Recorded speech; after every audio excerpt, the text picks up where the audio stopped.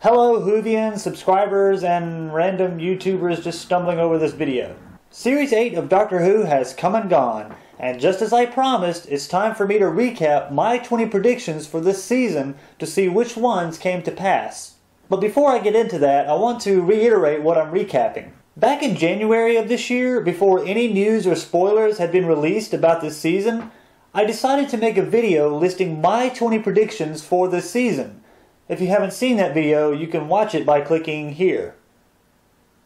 Now, over this year, my predictions video got mixed opinions, but the most common complaint was that they were either too abstract or they were events that were far too frequent in Doctor Who to be worthy of being a prediction. With that said, I want to first clear the air on the purpose behind that video. Several things inspired me to make that video, such as an older actor being cast in the role of the Doctor, and Steven Moffat once again filling the media with his promises of this season being more like classic Doctor Who and returning Doctor Who to its roots.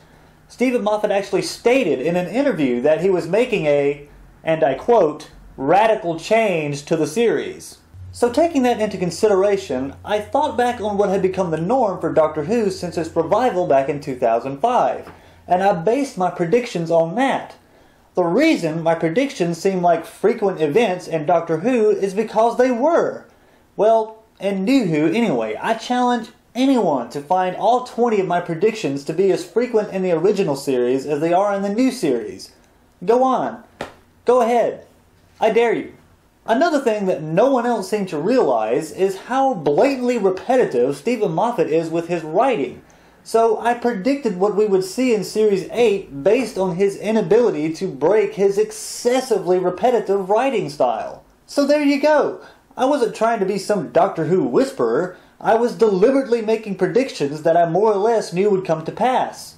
The reason for doing this, though, is to illustrate to everyone who's raving about how this is the best season of Doctor Who ever and blindly agreeing with Steven Moffat and suggesting it was radically different, is that it was, overall, not radically different. In fact, apart from a new title sequence, theme, and new actor in the role of the Doctor, we pretty much got the same run of trends we got last season, and the season before that. Still not convinced? Okay, here we go. Number 1, the Doctor will be excessively quirky. While I will admit that Capaldis Doctor has toned down that arm-flailing, Jack Sparrowish act that Matt Smith's Doctor gave, there were still tons of scenes this season that were deliberately written to make the Doctor funny in an alien sort of way. For example, the Doctor peeping in on Clara's classroom in The Caretaker, and the Doctor's reluctance to accept Robin Hood as a real person. But in the interest of being fair, I am prepared to let this one slide, since I can agree that as the season progressed, I did notice a distinct difference in the Doctor's personality versus his previous 2 incarnations. Number 2 was, there will be crying. This has become so frequent in the new series of Doctor Who that it's become the source of memes suggesting what to expect when one watches Doctor Who. Seriously, are you going to argue that this soapy, wishy-washy, pull on the heartstrings bullshit is as frequent in the original series as it is in the new series? Come on, give me a break. By episode 2 of this season, we already had new character Demi Pink shedding tears in front of his class. I don't even remember that much being in the '96 movie, except when Daphne Ashbrook's character was enjoying that emotional opera. It's obvious that this stupid trend is only in Doctor Who for the sake of hanging on to all those mindless fangirls who cash in on all sorts of collectibles simply because it makes them weep. Don't get me wrong, I'm not trying to sound heartless, but damn, is it really necessary to turn every story idea into an emotional roller coaster? No! This is supposed to be a story about an adventure in space and time, not a story about love's labors lost. Can the Shakespeare, Moffat? No offense, Will. Number 3, a reference to weddings will be made in some form or fashion. For some escapable reason, weddings have been yet another repetitive theme in Doctor Who since its revival in 2005.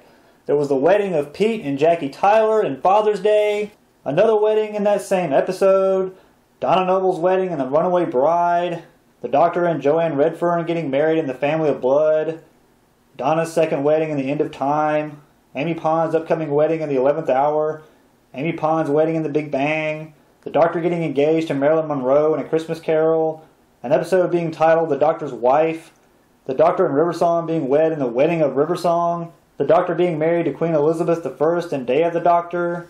I'm not really sure what the underlying message is here, but I suspect it's another sour apple thrown into the mix so the series will appeal to fangirls. Because honestly, even as a married man, I couldn't give two shits about this stuff. Nevertheless, my prediction didn't explicitly say that there would be a wedding, only that it would be referenced in some form or fashion. Originally, I counted Vastra and Ginny's constantly beating us over the head with the fact that they were married as a reference to a wedding, in an indirect form at least. But in the interest of being fair, I am prepared to let this one slide also. Not too bad. 1 out of 3. So far. Number 4. A classic villain will return, but will have completely different characteristics than were stated in their last appearance. Honestly, I made this prediction due to Moffat's inability to keep things consistent, particularly in terms of his villains' defining traits. Most notably would have to be his Weeping Angels, who completely changed their nature in their second appearance, The Time of Angels, versus their first appearance, Blink. Moffat also has a tendency to resurrect old villains from the original series, but completely change their characteristics. For example, the new Silurian design in The Hungry Earth came to many fans as dismay, because they didn't remotely act or look like their original series counterparts. Then there was the Mighty Morphin Power Daleks in Victory of the Daleks. Then there was the Ice Warrior in Cold Blood. Then there were the Zygons in Day of the Doctor. Then there were the Cybermen in Nightmare in Silver. And just like that story, the Cybermen once again have a new ability this go around. The ability to turn into Iron Man, and an inability to stand their own ground when someone is considering using them for cannon fodder and a master plan. But that's not even the main course in this feast. At the time of making those predictions, I honestly had no idea what villain Stephen Moffat would be bringing back. I only guessed that he would be bringing one back. And holy shitballs, I was right. Moffat brings back the Master, with perhaps the biggest characteristic change in the show's history. He makes the Master a female and changes the name to the Mistress. Maybe this is Moffat's attempt to force Roger Delgado to come back to life for a future episode. Number 5. There will be a season-long story arc that is somehow directly related to either the Doctor or his companions. I know what you're thinking. Dude, come on. Every season has a story arc.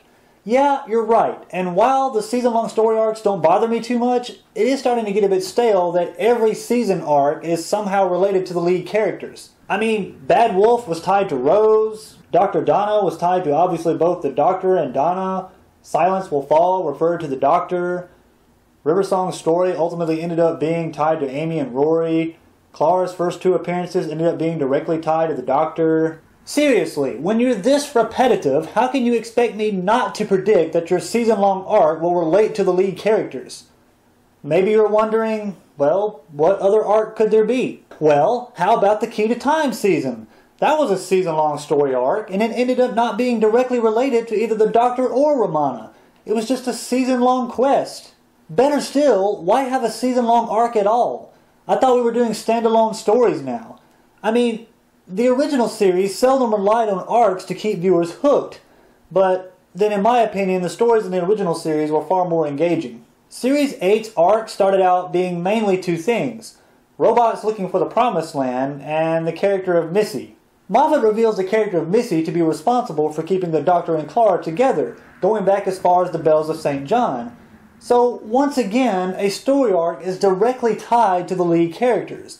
Moffat also reveals Missy to be the well-known Time Lord, the Master, also tying that arc to the Doctor. Number 6. The season-long story arc will incorporate paradox elements in some way. Moffat is viciously notorious for incorporating paradox elements into his stories, going back as far as Blink. But on this note, I can't really see how a paradox played a role in this season's arc. That's 3 out of 6 that haven't come to pass. So far. Number 7. The story arc will be something that follows the Doctor wherever he goes. This is yet another repetitive theme in New Doctor Who. We had Bad Wolf following the Doctor, Silence Will Fall, Madame Corvarian. This season is no exception, although I think Moffat kind of dropped the ball on this one. In Deep Breath, we learned of robots seeking the Promised Land, and then 1 episode later in Robot of Sherwood, we learned of a completely different set of robots that were also looking for that fabled planet. But then, nothing. Moffat made no further mentions to this thread until the finale, and even then he didn't really elaborate on what he had been prodding us with those first few episodes. Additionally, Missy seemed to be watching over the Doctor no matter where he was in time and space. Shocker. Number 8. The Sontaran, Silurians, Zygons, and Cybermen will not be villains. Okay, I guess we could say I was 2/3 right on this one. I mean, I don't think we're ever going to get a proper Sontaran or Silurian story again after the mockery of those villains Moffat has made with the characters of Strax and Vastra. And the 50th anniversary seems to suggest that a peace was struck out between Earth and the Zygons, pretty much eliminating them from the field as well. In recent seasons, Moffat has turned major villains into helping hands. For example, in The Wedding of Riversong, the Doctor uses a Dalek to learn the location of the Tesselecta. And in Time of the Doctor, he carries around a stupid Doctor Who version of Wilson with a flipping Cyberman head called Handles. Gruff all you like, I hated that character for the very reason that it completely removes the Cyberman as a legitimate serious villain. Why doesn't Moffat make silly tropes out of his own villains, like the Silence or the Weeping Angels? I mean, why are these villains treated as serious potential threats, but other characters like the Sontarans and the Silurians are reduced to potato jokes and commentary on sexual preference? Nevertheless, the Cybermen return in this season as villains, even though they didn't really do anything except fly into the air, explode, take down an aircraft, and stand around in a cemetery. Number 9. The Daleks will be villains but won't kill anyone on screen. It's common knowledge that the Daleks are synonymous with Doctor Who, but since 2005, I think they may have taken that a little too literally. I mean, in Series 1, we got 2 Dalek stories. Then they returned the following season in the finale, then again in Series 3 in a 2-parter, then they turned up in Series 4's finale, then again in Series 5, Series 6, Series 7, and now in Series 8. So I knew we would not get through a season with a new Doctor without seeing the Daleks. I mean, it's almost mandatory now that at least one story each season has to be a Dalek story. However, Moffat did surprise me by having several on-screen deaths by the Daleks. Yay, Daleks kill people again. Number 10, there will be a male companion introduced to accompany Clara. Okay, I know what you're thinking, but seriously, Demi Pink's character wasn't revealed until February 24th, and my original predictions video was uploaded on January 21st, nearly a month before the announcement, so I had no idea they were actually going to do this. But like so many other easily predictable trends, a romantic subplot has to be included, lest the fangirls get so pissed off they stop watching and Moffat would lose almost half of his audience. Given that the Doctor was a much older actor, I knew that any chance of romantic involvement there would be out of the question, so I concluded that Moffat would no doubt introduce a male character to fill this role, and that's precisely what he did. Number 11, the male companion will basically be a regurgitated Mickey and Rory. Granted, Demi Pink ended up not being a companion the same as Rory, but he certainly fits the bill of Mickey, who stuck around on Earth for his entire run in the series except for his first episode as a TARDIS companion, The Girl in the Fireplace, and then the following story, Rise of the Cybermen, where he left. Demi Pink's only trip in the TARDIS was near the end of the season in the Forest of the Night, and even then it wasn't to a faraway place. I will say that at the very least, Pink wasn't nearly the bumbling fool that Mickey and Rory were. In fact, he actually showed worthwhile intelligence in The Caretaker, but given that he's a soldier, it would be kind of hard to pass him off as someone skittish like Mickey or Rory. Number 12, a romantic subplot will develop between Clara and the male companion. Going back to what I said earlier, I knew that a romantic subplot would be an absolute necessity for new Doctor Who, because it's become the norm for the series to border on being an installment of Twilight. So without knowing that a male companion was even being considered, I predicted that there would be one, and that a romantic subplot would develop. Demi Pink's character does nothing more than act as a device for soapy drama between himself and Clara. Score 1 for me. Number 13, stories will not be resolved logically and within the context of Doctor Who, but instead will rely on some magical, wishy-washy, inexplicable event. Yet another running theme in New Doctor Who is for otherwise unbeatable odds to be overcome by completely baseless, illogical, implausible, impractical events. Beating Cybermen and a giant jack-o'-lantern with feelings, for example. While Series 8 wasn't quite as guilty of this as previous seasons, there were some absolute atrocities in this respect, namely in the Forest of the Night and Death in Heaven.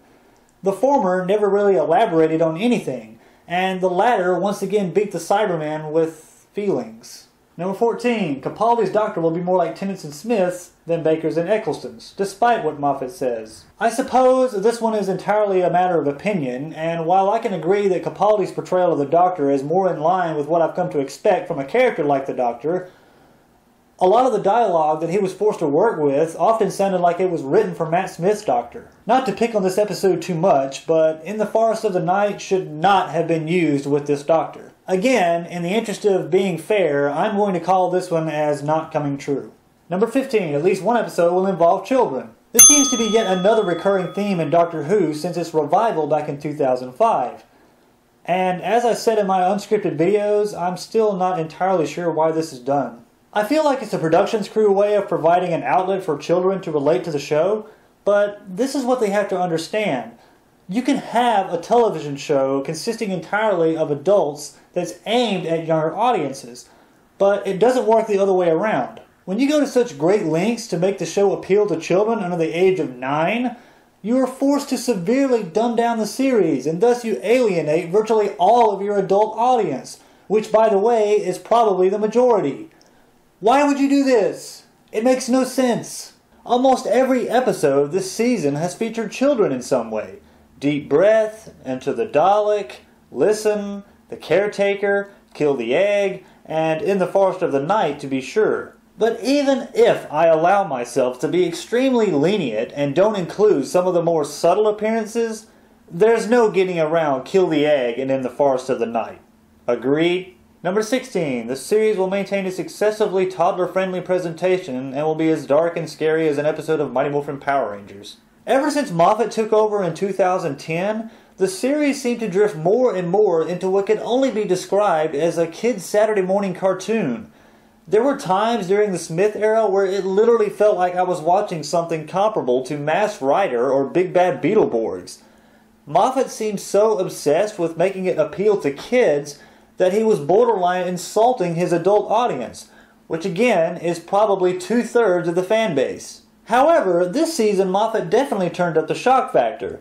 The most memorable scenes for me were the robot getting impaled and being shown on screen in Deep Breath. Then there was the Doctor allowing someone to die and Into the Dalek and not showing a hint of remorse. And then there was the guy getting his brains turned into soup and being shown on screen as tears coming out of his eyes and then his skull caving in as a result. Then there was the Kill Happy Mummy in Mummy on the Orient Express, which the Doctor didn't know anything about, and the only way for him to learn more about his foe was to let it go on killing passengers. All deaths were on screen, by the way. Then in Flatline, characters literally died by being turned into two-dimensional approximations. For this one, I have no problem admitting this one didn't come to pass. This season definitely saw a shift to a slightly darker tone. Maybe not as dark as Moffat led us to believe, but a change for the better nonetheless. Number 17, Murray Gold will once again revamp the Doctor Who theme, but it still won't be anything close to being synthesized, and as a result will suck compared to the mixes of the first 26 seasons. Well, Gold definitely revamped the Doctor Who theme, and I am pleased that he finally dropped that ridiculous counter melody, but he still doesn't get something right. The opening bass line has one note that's wrong. Listen to the opening bars of Peter Howell's mix.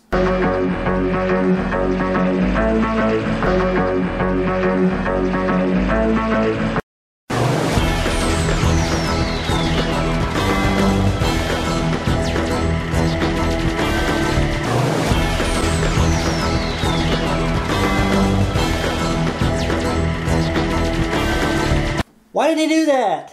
I do have to give him credit though. Apart from the clanging bells, this one does sound far more synthesized. So I'm going to let this one be a pass. Number 18. Individual episodes will rely heavily on drama created by character development to carry the story rather than a good dilemma for them to overcome. This past season placed tremendous emphasis on the development of the lead characters. We had this whole business with the Doctor being a different person now with a much colder and rigid personality. Clara trying to cope with the Doctor's change in personality.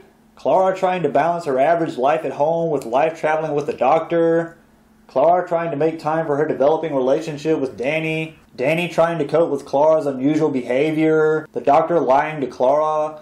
Clara lying to the Doctor. Danny lying to Clara. Clara lying to Danny. The Doctor lying to Danny.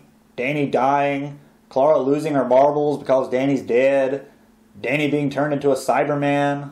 Danny coping with the fact that he's killed some kid. Literally half of this season has been just developing these three characters. Why is this necessary? I'm all for character development, but I can't really bring myself to like these characters when you devote half of the season to their development. Each episode should be about the adventure and mystery that the characters go through, not how the adventure and mystery affects them. We didn't get entire subplots or story arcs to develop the characters of Ian, Barbara, Sarah, or Romana, but we still grew to love those characters, and they developed as characters over time out of their experiences with the Doctor.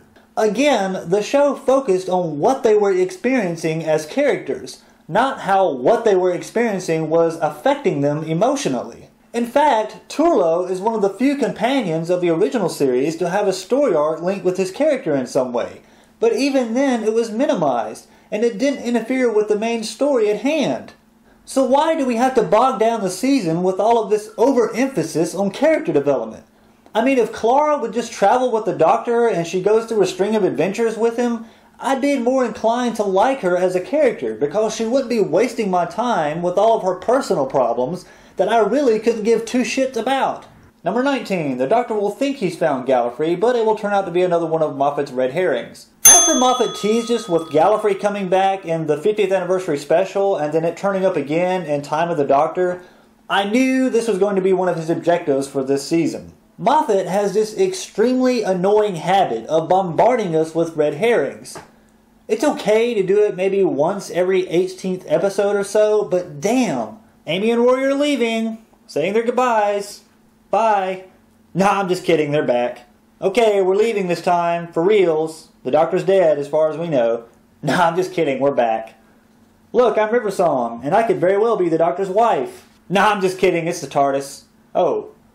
Okay, so Riversong isn't the Doctor's wife? Nah, I'm just kidding, she is. Oh look, it's Clara, this season's new companion. Nah, I'm just kidding, she's dead. Oh look, it's Clara, this season's new companion. Nah, I'm just kidding, she's dead. The name of the Doctor? Wow, are they really going to tell us his real... Nah, I'm just kidding. So Gallifrey is saved. I wonder if we'll get to see... Nah, I'm just kidding. Hey Moffat. Fuck you. Number 20. At least 2 episodes will be set on present-day Earth and will involve Clara's family. Setting episodes on present-day Earth has been the easiest way to smother us with character development for the companion because whatever's happening is always somehow tied to the companion's family. The Autons terrorized Rose's mother. The Slitheen did it too. The Cyberman invasion ended up being tied to Rose's father. Smith and Jones included Martha's family. The Lazarus experiment involved Martha's sister and the rest of her family. The Sound of Drums and Last of the Time Lords involved them again. Partners in Crime familiarized us more with Donna's family. Donna visits her grandfather in the Sontaran stratagem. Donna's grandfather goes Dalek hunting in the Stolen Earth. Closing Time involves Craig's baby. The Power of Three involves Roy's father. The Bells of St. John introduces Clara's family. So you can kind of see where I was coming from when I made this prediction. Setting 1 or more episodes on present-day Earth also seems to be a mandatory requirement for New Who, because no season since 2005 has had fewer than 2, and this season is definitely no exception. The Caretaker, Flatline, In the Forest of the Night, Dark Water, and Death in Heaven were all set on present-day Earth. So while this string of visits didn't involve Clara's family, they were still set on present-day Earth. And just like all of the companions since 2005, this just seemed like a convenient way of shoving Clara's personal life in our faces.